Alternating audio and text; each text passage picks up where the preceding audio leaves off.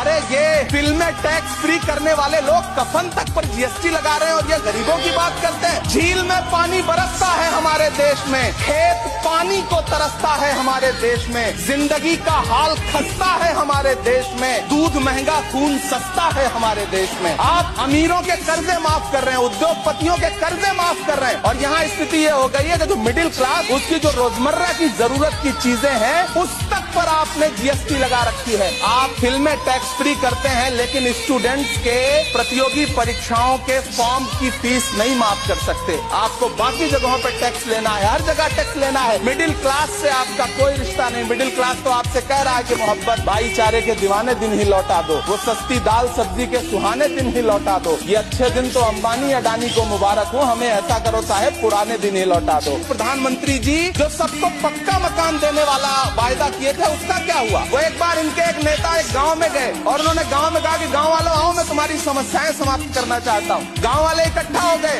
नेताजी ने गांव वालों से कहा बताओ तुम्हारी दो समस्याएं बताओ, मैं दोनों समस्याओं का यहीं पे समाधान करूंगा। तो गांव वालों ने कहा साहब हमारी पहली समस्या है कि हमारे यहाँ कोई हॉस्पिटल नहीं है। तो नेताजी ने मोबाइल निकाला, कहीं फोन मिलाया और मिला के फोन पे पता नहीं क्या कुछ कहा कि यहाँ गांव में हॉस्पिटल नहीं है, हॉस्पिटल तुरंत यहाँ हॉस्पिटल चाहिए। गांव वाले खुश हो गए कि 1 मिनट में यहाँ हॉस्पिटल आ रहा है। अगली समस्या के बारे में उन्होंने नेताजी ने गांव वालों से कहा कि मैंने आपकी पहली समस्या समाप्त कर दी, दूसरी समस्या बताओ। तो गांव वालों ने कहा साहब इस गांव में कोई भी मोबाइल का नेटवर्क ही नहीं है। ये है इनके काम करने का तरीका।